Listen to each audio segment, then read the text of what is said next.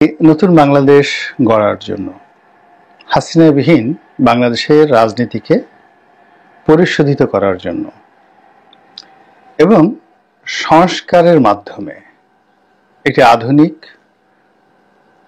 Model রাষ্ট্র পরিণত করার জন্য ডক্টর মোহাম্মদ ইউনূস যে মহাপরিকল্পনা গ্রহণ করেছেন এবং তিনি যে ম্যাটিকুলাস পরিকল্পনার মধ্য দিয়ে ক্ষমতায় এসেছেন এবং গত ৮ মাস ধরে তিনি যেভাবে ক্ষমতা পরিচালনা করেছেন বা করে চলেছেন, এটার ভবিষ্যৎ কি, কোথায় থাকবে এবং কোথায় থামবে এবং তিনি কতদূর পর্যন্ত এগোবেন, তার পরিণতি কি হতে পারে, এই বিষয়গুলো নিয়ে আলোচনা করব।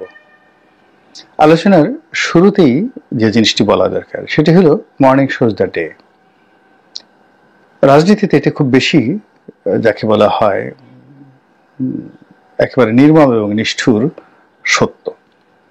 যার শুরুটা ভালো হয় তার সবকিছুই ভালো হয়, আর যার শুরু ভালো হয় না তার কখনো কোনো অবস্থাতে ভালো হয় না, তার অভিষেকটি ভালো হয়। যেমন ধরুন, জিয়া রহমান সাহেব যেদিন ক্ষমতায় এলেন, ক্ষমতায় আসার সঙ্গে সঙ্গেই সে বছর প্রকৃতি তাকে সহযোগিতা করলো।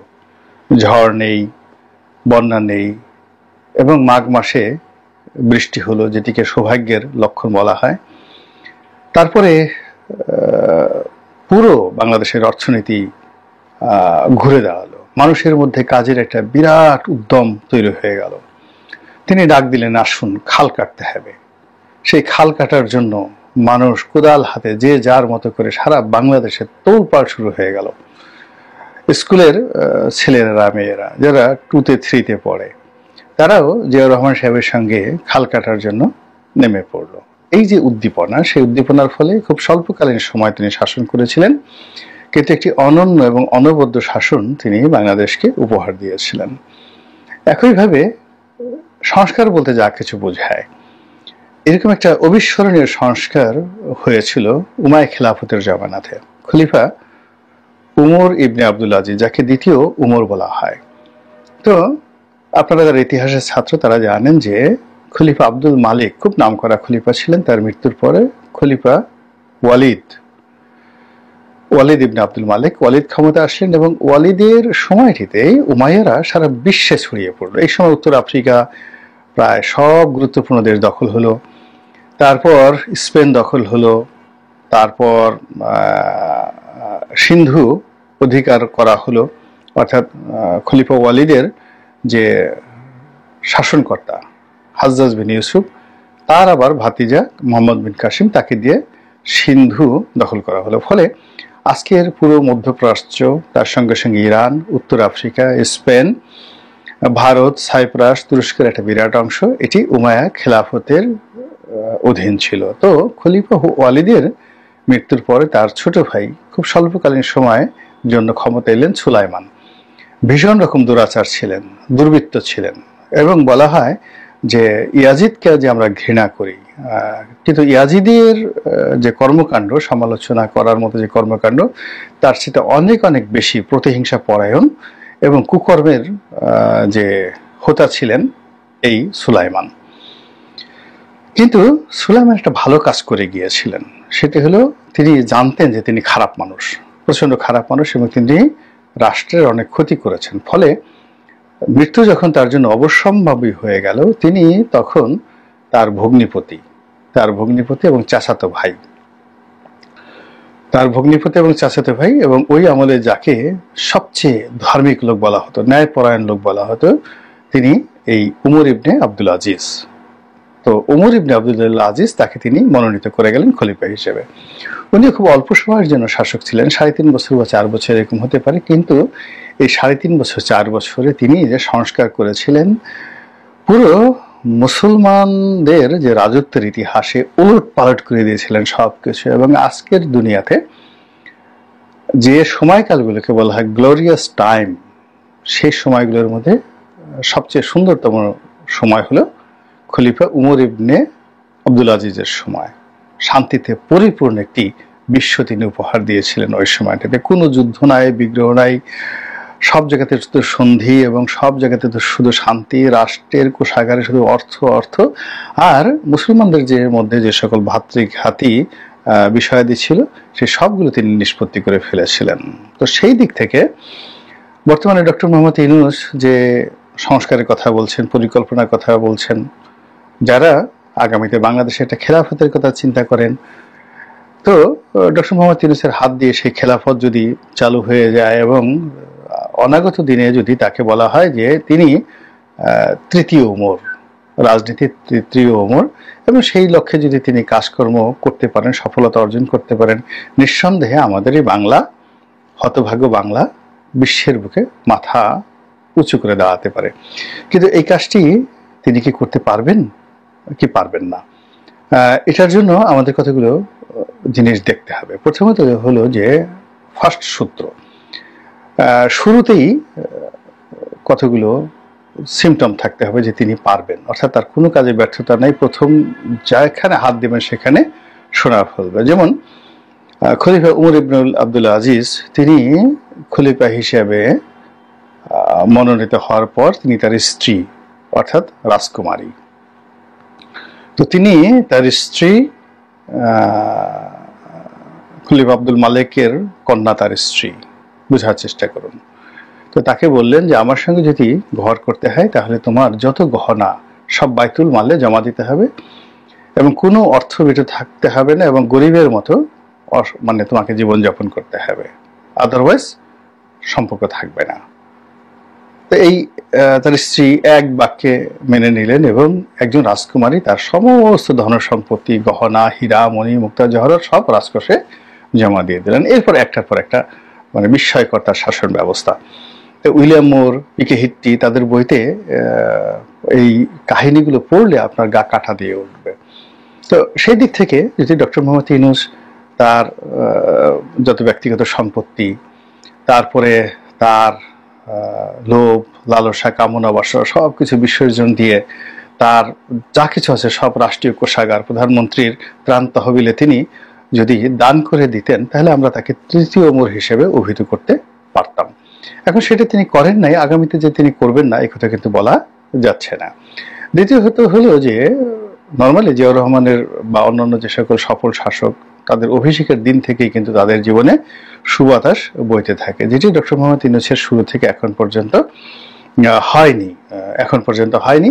তো এটা যে ভবিষ্যতে হবে না এটা বলা যায় না। এর কারণ হলো উনি নামাজ কালাম শুরু করেছেন, মাথায় টুপি দেওয়া শুরু করেছেন, এবং সম্ভবত আর কিছুদিন পরে তিনি কোরআন তেলাওয়াত করবেন, এবং এরদোয়ানের মতো তিনি চমৎকারভাবে কোরআন তেলাওয়াত করবেন। আমি তো এরদোয়ানের তেলাওয়াত শুনে রীতিমতো পাগল হয়ে গেছি। একটি সূরার একটি আয়াতে ইন্না ফি খালকিস সামাওয়াতি ওয়াল আরদি ওয়াক্তিলাফি লাইলি ওয়ান নাহারি লাআয়াতিল লিউলিল আলবাব আল্লাযিনা ইয়াযকুরুনাল কিয়ামা ওয়া কুউদাও ওয়া আলা জুনুবিহি ওয়া ইয়াতাফাক্কারুনা ফি খালকিস সামাওয়াতি ওয়াল আরদ রব্বানা মা খালাকতা হাযা বাতিলা সুবহানাকা ফাকিনা আযাবান্নার।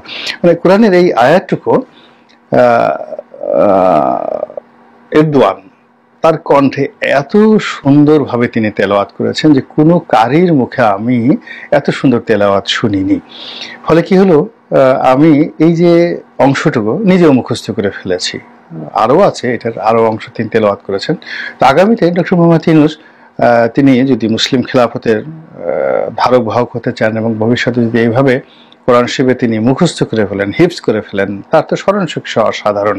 এবং তিনি আমাদেরকে যদি এই জিনিসগুলো শেখান, শোনান, এবং বাইতুল মুকাররম মসজিদে গিয়ে তিনি ইমামতি করেন, মিম্বরে দাঁড়িয়ে তিনি যদি বলেন নাহমাদুহু ওয়া নাস্তাঈনুহু ওয়া নাস্তাগফিরুহু ওয়া নাউযু বিল্লাহি মিন শুরুরি আনফুসিনা ওয়া মিন সাইয়্যাতি আমালিনা মান ইয়াহদিল্লাহু ফালা মুদিল্লা লাহু ওয়া মান ইউদ্লিলহু ফালা হাদিয়া লাহু ওয়া নাশহাদু আল্লা ইলাহা ইল্লাল্লাহু ওয়াহদাহু লা শারীকা লাহু ওয়া নাশহাদু আন্না সাইয়্যিদানা ওয়া হাবিবানা ওয়া মাওলানা মুহাম্মাদান আবদুহু ওয়া রাসূলুহু। এভাবে যদি উনি বলা শুরু করেন, খুতবা দেওয়া শুরু করেন, আমাদের সারা বাংলাদেশে আনন্দের বন্যা বয়ে যাবে। আমরা এইরকমই তো হযরত উমরের মতো একজন শাসক চাচ্ছি, এবং উনি যদি দাড়ি রাখেন, এবং তাকে কতটা ফেরেশতার মতো মনে হবে। আপনি চিন্তা করুন তো, এই তার পাকা চুল, পাকা দাড়ি, তারপরে এরকম চন্দ্রমুখ, তো সেই অবস্থাতে তিনি মিম্বরে দাঁড়িয়ে একটা নতুন বাংলাদেশ সৃষ্টি করতে পারেন, সম্ভাবনা রয়েছে, প্রচণ্ড সম্ভাবনা রয়েছে।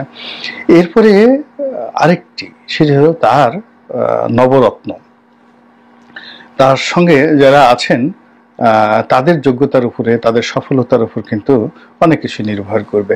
এখন পর্যন্ত আমরা যেটা দেখেছি, তার এই নবরত্ন মহলে তিনি তরুণদেরকে প্রাধান্য দিয়েছেন এবং ফটাফট করে ইংরেজি বলতে পারে। দেখলাম যে এরকম লোকদেরকে তিনি বেশি, চট্টগ্রাম বাড়ি, এরকম বেশ কয়েকজন তরুণকে দিয়েছেন। একজনের নাম, একজন আইজি ছিলেন, তার একজন ছেলে আছে, তো সেই ভদ্রলোককে নিয়োগ দেওয়া হয়েছে। আবার তাসনিম যারা, ডক্টর তাসনিম যারা, তাকে তিনি বাংলাদেশে এনেছেন বা তিনি এসেছেন ডক্টর ইউনূসের গুণমুগ্ধ হয়ে। ওনারা ভালো ইংরেজি বলেন। আরও বেশ কয়েকজন আছেন, আলী রিয়াজ আছেন, তিনি আমেরিকাতে পড়াশোনা করেছেন, আমেরিকাতে শিক্ষকতা করেছেন, তিনি আছেন। আরও কে কে যেন আছেন, যারা সবাই ওয়েস্টার্ন অ্যাকসেন্টে ইংরেজি বলেন। কেউ ইংরেজি বলার সময় সময় হলো how can I do, what can I do, এরকম। তো এরকম ইংরেজি আমি দেখলাম যে তারা ডক্টর মোহাম্মদ ইউনূসের মান, শান ইত্যাদি পশ্চিমা দুনিয়ায় তুলে ধরার জন্য সিঙ্গাপুরের বিভিন্ন জায়গাতে একেবারে ওয়েস্টার্ন স্টাইলে ইংরেজি বলছেন। কিন্তু অবাক করার ব্যাপার হলো যে এই জিনিসগুলো ডক্টর মোহাম্মদ ইউনূসকে ডুবাচ্ছে। এর কারণ হলো যে কোনো এশীয় লোকজন যদি খুব ওয়েস্টার্ন কায়দায় ইংরেজদের মতো করে ইংরেজি বলে, এটা ভালো না, এটা লক্ষণ ভালো না। আপনি লক্ষ্য করেন যে বারাক ওবামার যে ইংরেজি আর বিল ক্লিন্টনের ইংরেজি আর জো বাইডেন অথবা ডোনাল্ড ট্রাম্পের ইংরেজির মধ্যে অনেক পার্থক্য আছে। বারাক ওবামার ইংরেজিকে বলা হয় ওয়ান অফ দ্য ফাইনেস্ট ইংরেজি। তিনি মানে কলোনিয়াল ভাষায় ভারতীয়দের মতো করে ইংরেজি বলেন এবং এটা মোস্ট অ্যাকসেপ্টেড। আবার ধরুন যে ইটালির প্রধানমন্ত্রী, কিংবা ধরুন লাভরভ, যিনি রাশিয়ার পররাষ্ট্রমন্ত্রী, তিনি ইচ্ছা করলে কিন্তু আমেরিকান অ্যাকসেন্টে ইংরেজি বলতে পারেন, কিন্তু তিনি সেটা বলছেন না, তিনি রাশিয়ান অ্যাকসেন্টে বলছেন।